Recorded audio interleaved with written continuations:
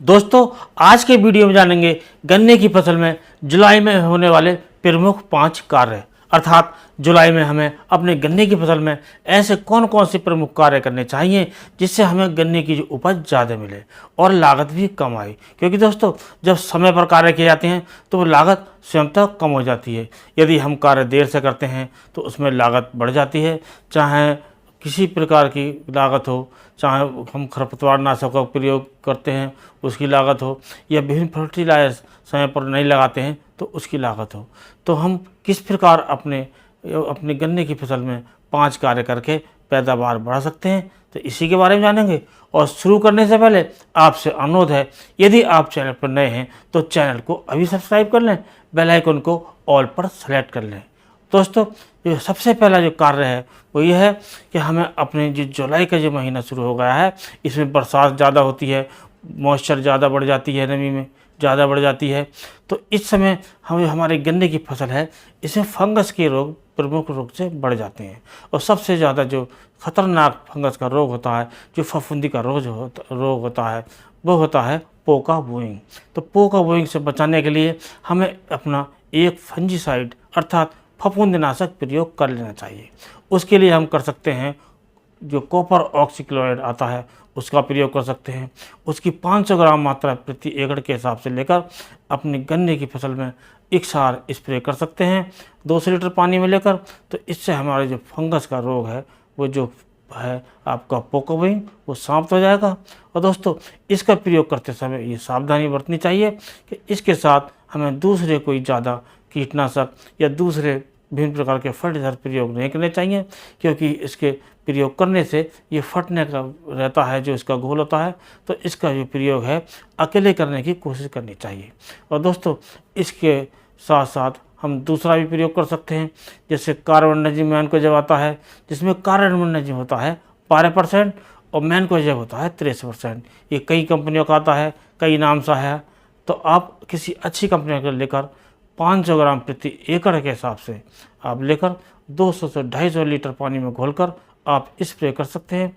तो आपका जो विभिन्न प्रकार के जो फफूंदी जनित रोग होते हैं गन्ने की फसल में, वो नष्ट हो जाते हैं, और यदि नहीं होते हैं तो आने नहीं पाते। तो इनमें से कोई एक आप स्प्रे कर सकते हैं, तो आपके खेत में विभिन्न प्रकार के जो फफूंदी जनित रोग हैं वो नहीं आ पाते। तो दोस्तों, अब बात करते हैं जो हमें जुलाई के महीने में दूसरा कार्य करना है। तो दूसरे कार्य के लिए ये करना है कि इस समय हमारे खेत में जो मुख्य रूप से विभिन्न प्रकार के जो कीट आते हैं उनसे अपनी फसल की रक्षा करनी चाहिए। प्रमुख रूप से आता है टॉप बोरर और यह इंटरनोड बोरर। इसके लिए आप जो फर्टेरा आता है उसका प्रयोग कर सकते हैं, वटाको आता है उसका प्रयोग कर सकते हैं। आप यदि फर्टेरा का प्रयोग कर रहे हैं तो 8 किलोग्राम प्रति एकड़ के हिसाब से आप ले सकते हैं, या इसके स्थान पर आप वटाको को ले सकते हैं।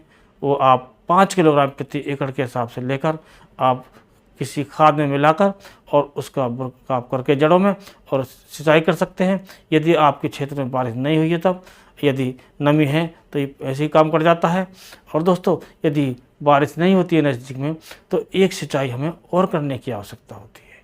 अब दोस्तों, जो तीसरा कार्य है, ये जो हमारा जो खेत में जो टॉप बोरर आता है उससे बचाव के लिए एक ट्राइको गार्ड आते हैं, अर्थात ट्राइको गार्ड जो आते हैं उनका प्रयोग कर सकते हैं।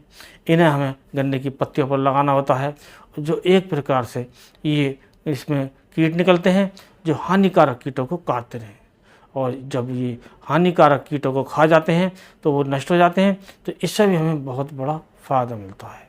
और दोस्तों, अब चौथा जो कार्य है हमें ये करना चाहिए कि अपनी गन्ने की फसल में कि हमें मिट्टी चढ़ाने का कार्य निपटा लेना चाहिए।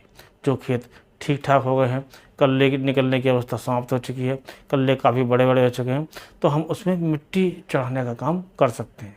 और दोस्तों, 5वां प्रमुख कार्य है कि हम जब जुलाई के लास्ट में या थोड़ा पहले जो हमारा गन्ना अगैती है और वो उसमें गन्ना 4-5 फीट का पड़ गया है, तो हम पहली बंधाई कर सकते हैं।